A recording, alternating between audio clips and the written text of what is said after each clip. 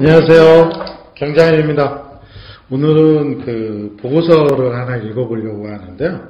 내용은 경제인문 사회연구에서 나온 부동산 시장 질서 확립을 위한 중점 대응 전략입니다. 보고서가 700페이지인데요.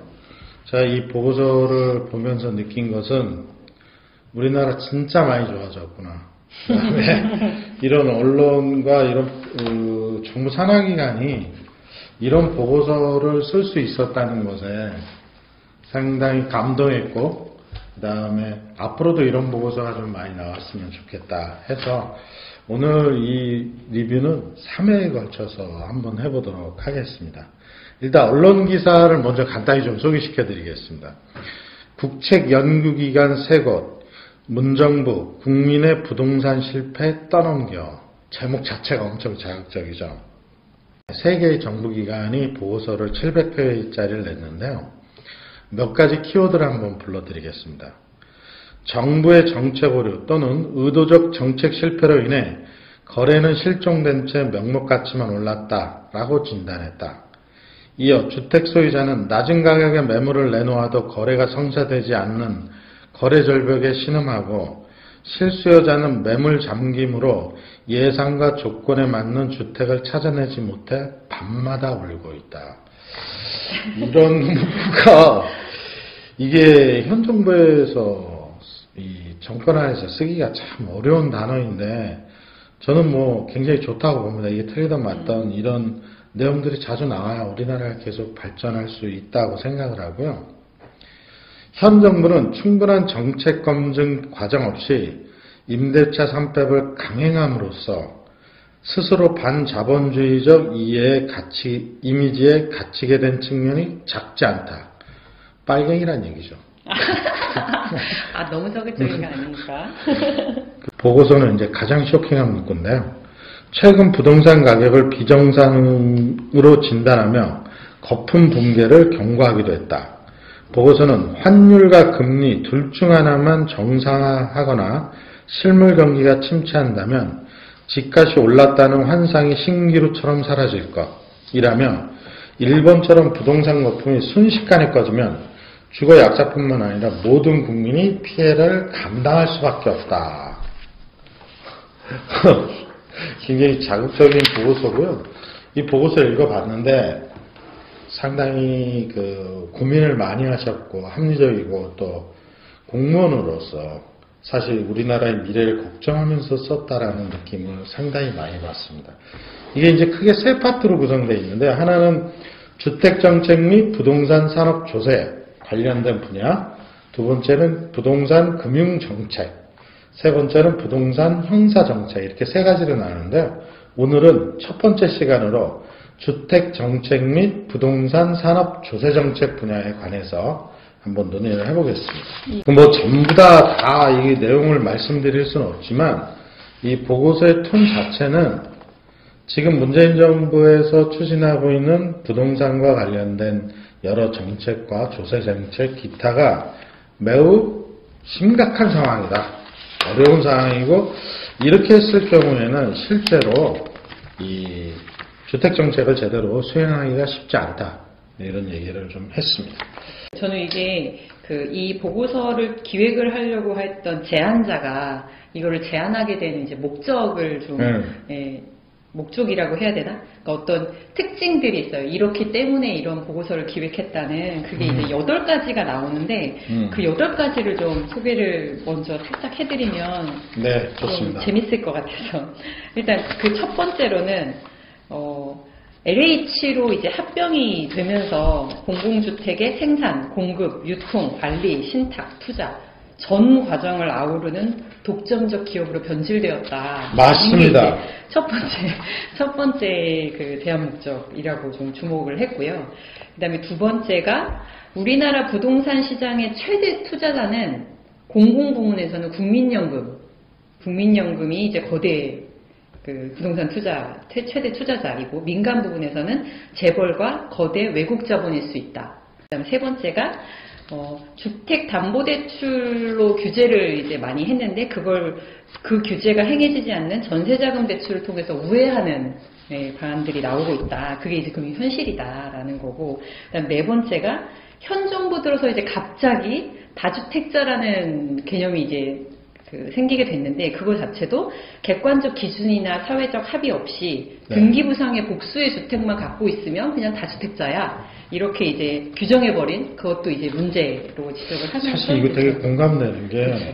예전에는 다주택자라는 말이 없었는데 이게 지금 많이 나오는 거 있습니다. 어쨌든 마치 옛날부터 나왔던 것 같아요. 하도 들어가지고. 그다음 다섯 번째가 공공임대주택의 수익구조에 대해서도 어쩔 수 없이 민간 사업자가 돈을 벌 수밖에 없는 구조로 만들어져 있다라는 내용이고 그걸로 이제 그 주택 시세에 대한 교란이 일어날 가능성이 있다는 거고 그다음에 부동산 시장은 자본시장과 달리 저희가 금융은 규제를 굉장히 많이 하죠. 감독도 많이 하고 그런데 자본시장과 달리 거래소가 존재하지 않고 공인중개사에 의해 거래가 강제되지도 않는 그래서 감독, 감시할 수 없는 시장이다라는 거에 또 주목을 했고요.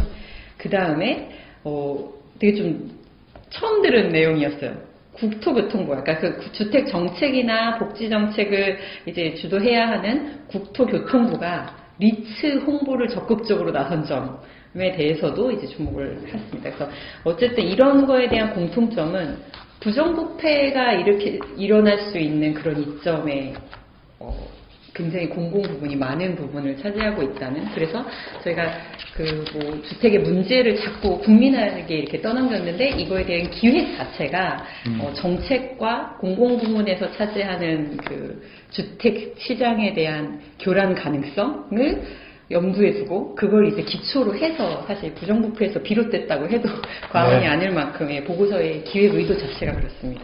이 보고서의 기획 의도라든지 이런 내용은 일반적으로 볼 수 있는 보고서의 그 정부의 보고서가 아니어서 이분들 한 번씩 만나 뵙고 싶다라는 생각도 인터뷰를 한번 따볼까요? 우리 구독자가 얼마 안 돼서 그래서 결론으로 이제 이 배경을 좀 기획의 내용을 정리하면 언제부터인가 제가 좀 읽어보겠습니다. 수도권 공급 부정론이 득세하고 있지만 어떤 구실을 대건 간에 현재의 국민소득 수준으로는 감당할 수 없는 수준으로 주택 등 부동산 가격이 폭 치솟고 있는 것은 부동산 시장이 이미 주택 소비자, 즉 실수요자가 아니라 투자자 중심으로 변질되고 있음을 방증한다고 생각한다. 언젠가는 그 실체가 드러날 허상이라고 할 수밖에 없고 일본의 버블 붕괴처럼 높이 찢어진 부동산 가격 건품이 한순간에 순식간에 사라져버린다면 그 피해는 자본력이 취약한 주거 약자들 뿐만 아니라 모든 국민이 함께 감당할 수밖에 없기 때문에 이를 총체적 경제위기 상황의 전조로서 엄중하게 인식할 필요가 있다고 생각한다. 무섭네요. 총체적 경제위기 상황에서. 보고서가 참 마음에 듭니다. 다 내용 설명드리진 않고요. 여기서 이제 자주 볼 수 없는 보고서의 내용이 있는데요. 104페이지에 보면 문재인 정부 동안 이루었던 부동산 정책을 요약해서 이렇게 리스트로 만들어 놨습니다. 이거 보고 거의 3페이지에 걸쳐 깜짝 놀랐습니다. 와, 진짜 어마어마하게 한 것 같아요. 제가 이제 양도세 계산을 어느 순간 포기했다고 말씀드렸는데 정말 많이 한 것 같아요. 이거 과연 다 제대로 지켜지고 있는 것인지 라는 생각이 들 정도입니다. 그 다음에 이 보고서에서는 이런 주택정책의 시장 질서를 교란시키는 사례가 있다고 해서 이제 몇 가지를 크게 잡아서 소개시켜 줬는데요. 첫 번째가 지연신고 및 허위신고. 저희가 이 부동산 구입하면 한 달 안에 실거래가 신고를 해야 되거든요. 그런 거를 늦게 하거나, 그 다음에 가라라는 표현이 그랬습니다. 신고하는 이런 사례가 굉장히 많다. 두 번째 방식이 불법 전매. 이것도 많이 하고 있죠. 그래서 저희는 방법도 모르는 불법 전매를 어떻게 하는 건지. 불법 전매는 쉽게 말씀드리면 전매 제한이 걸려 있는 걸 피해서 거래를 한다 이렇게 생각하시면 되고요. 그다음에 부정청약. 청약을 하면 로또가 되죠, 그죠? 그때 말씀하셨던 그거군요. 세 자녀를 데리고 있는 아주머니 한 분이 여러 번 청약을 결혼과 이혼을 반복하며 청약을 여러 번 받은 대단하신 분이죠. 그 부정청약 사례가 꽤 많이 있습니다. 그 다음에 대출금 용도의 유용. 그러니까 대출을 받아가지고 이걸 부동산을 사는데 유용했다는 거죠. 은행에서 대출을 할 땐 그 자금 용도가 있는데 자금 용도가 아닌 다른 형태대로 썼다. 그 다음에 자전거래라고 있습니다. 하나의 부동산을 가지고 계속 거래를 등록을 하는 거죠. 실제로 거래를 일으키는 거죠. 그래서 가격을 펌프질하는 이런 방식이 자전거래라는 거예요. 그 다음에 복등기가 있습니다. 복등기는 등기를 2번 하는 거거든요. 짜고선에 등기 2번 하는 방식이 복등기라고 하는데요. 그러니까 투자자가 계약금만을 지불하고 잔금은 복등기를 한다. 이게 무슨 말이냐? 예를 들면 하나의 아파트를 제가 당첨을 받았어요. 당첨을 받아서 계약금만 넣었어요. 1억짜리인데 1,000만 원만 넣었어요. 그러면 소유권 이전 등기를 하려면 9천만 원이 필요하잖아요. 그렇죠. 그죠? 근데 돈이 없어. 예를 들면. 그러면 매수자를 하나 구해봐요. 그래서 이 사람이 9천만 원을 대주면서 내가 소유권을 넘겨받고 당일날 다시 또 소유권을 그 사람한테 넘겨주는 겁니다. 예를 들면. 그러면 이제 마지막으로 소유권을 넘겨받는 사람이 저한테 양도세라든지 취득세 이런 걸 다 부담해주고 가는 거죠. 이렇게 하는 이유는 왜 그래요? 가격이 많이 뛸 거라고 예정하기 때문에 그런 거죠. 참 모르는 세상이 많군요. 네. 그 여기에서 이제 뭐 여러 이제 시사점 이런 것들이 많이 나오는데요. 제가 이제 좀 공감했던 건 정부가 추진하고 있는 부동산 거래 분석원 또는 부동산 감독원이 제 역할이 필요하다. 여기에 이 부동산 감독원의 담당 공무원에게는 특별 사법권의 부여가 필요하다라는 문구가 있는데요. 저는 동의합니다. 반대하지 않습니다. 수사 권한이 있다는 건가요? 특별 사법권을 부여한다는 거? 그렇죠. 이제 뭐 장부 열람권, 뭐 예를 들면 고소 고발권, 뭐 이런 것들이 존재한다는 거죠. 부동산 감독원도 이런 사법권을 가지는 게 필요하다라고 썼는데요. 저는 동의합니다. 이게 저희가 투자라는 거를 생각하면 현재 이제 우리나라의 현실 자체는 금융자산보다는 부동산 자산에 굉장히 많은 투자를 하고 있는 게 사실인데 금융 쪽은 굉장히 감독 규제 뭐 굉장히 강화되어 있고 굉장히 투명해진 상태이기는 한데 더 많은 투자를 하고 있는 부동산은 사실 거의 그래도 저희 나라는 많이 투명한 거 아닌가요? 투명한 편이고요. 저희 나라 굉장히 투명한 편이고 등기부등본제도를 갖고 있는 나라가 저희 나라밖에 없습니다. 전산화되어 있는 나라가. 근데 이제 저 개인적인 생각으로는 왜 이렇게 됐느냐? 우리나라 국민들이 부동산으로 돈을 많이 벌어본 거예요. 경험이 많아진 거예요. 경험이 많아지다 보니 사회 전반적으로 부동산에 대한 지식이 상당히 많아요. 그러니까 부동산 지식이 많으면 어떤 규제가 하나 나왔을 경우에 그 규제를 피해가는 방법도 너무 잘하는 거죠. 저는 개인적으로 보면 국민을 탓하기보다는 그래서 여기 결론이 나와요. 이 결론에 상당히 공감하는데 내용을 잠깐 설명드리고 이번 그 첫 번째 리뷰를 마무리하겠습니다. 단기 대응 전략으로는 전담 기관을 통한 강력한 단속이다. 좋다.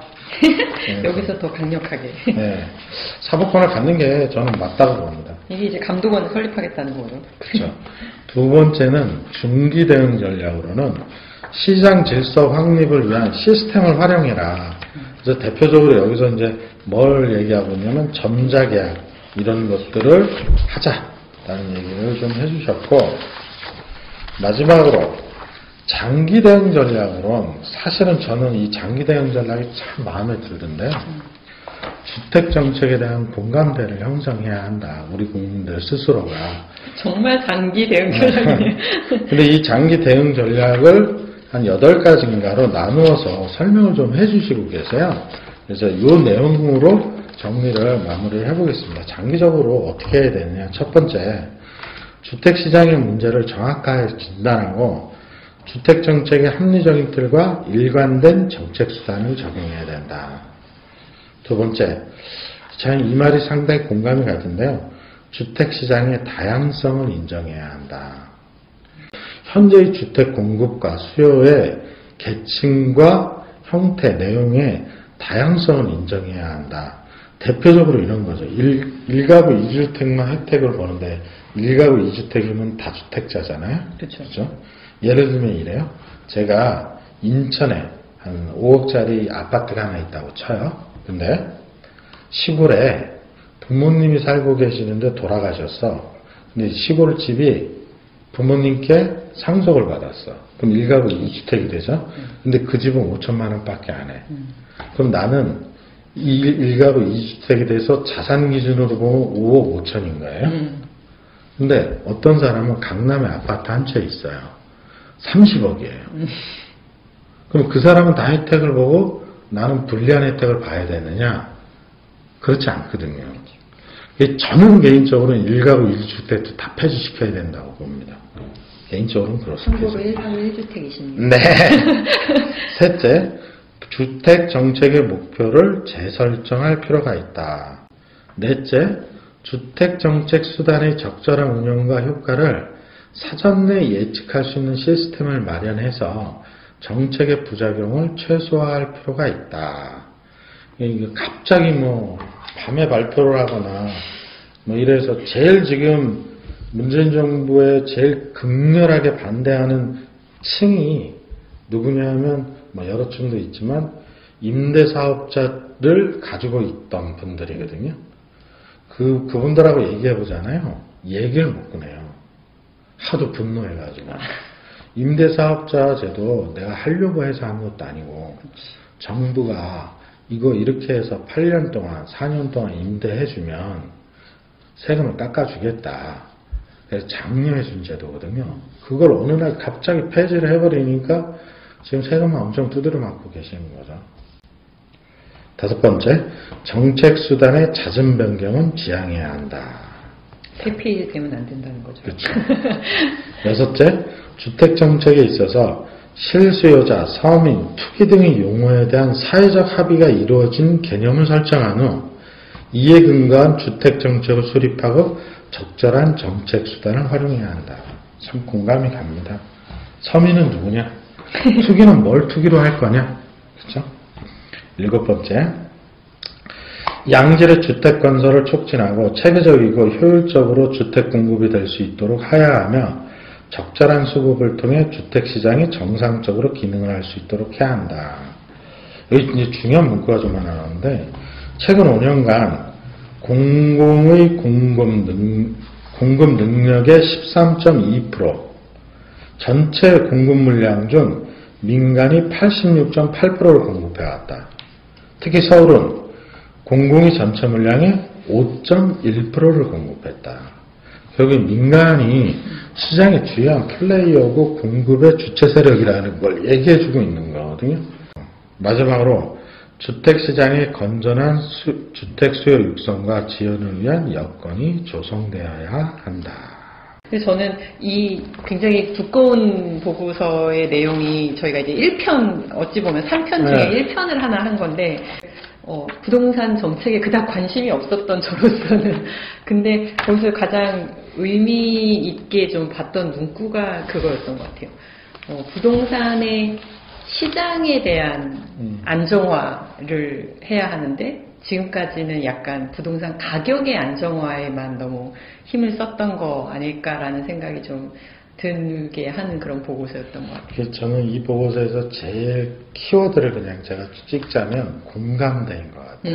이 부동산 문제도 정부와 국민의 공감대만 잘 형성되면 충분히 문제를 해결해 나갈 수 있지 않을까. 그래서 하여튼 오늘 이 보고서를 마치면서 이 경제인문사회연구회 고생 많으셨고요. 좋은 보고서 감사드립니다. 다음 시간에는 이 보고서의 두 번째 파트인 주택금융연구원에서 부동산 금융 정책과 관련된 내용 한번 살펴보도록 하겠습니다. 자, 오늘 여기까지 하겠습니다. 고맙습니다.